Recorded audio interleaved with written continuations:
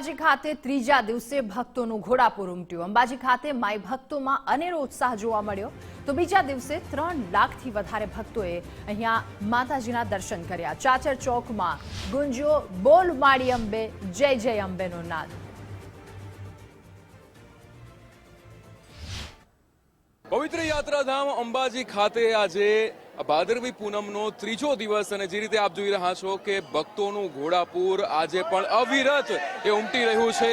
ભક્તોની એ શ્રદ્ધા, ભક્તોની મા પ્રત્યેની એ ભાવના એ આજે ત્રીજા દિવસે પણ અવિરત જોવા મળી રહી છે। ભક્તોનું ઘોડાપુર, ભક્તો એ પગપાળા યાત્રા કરીને જે રીતે અંબાજી ખાતે પહોંચ્યા છે। અંબાજી ખાતે આ જ રીતે ત્રીજો દિવસ છે અને ત્રીજા દિવસે ભક્તો એ દૂર દૂરથી માતાના દર્શને, માતાની એક ઝલક એ મેળવવા માટે, માતાને મળવા માટે આજે દૂર દૂરથી ધજા સાથે, પોતાના સંઘની સાથે એ આવતા હોય છે અને આજે આ ત્રીજા દિવસે પણ ભક્તોની આ જ ભીડ આપણને જોવા મળી રહી છે।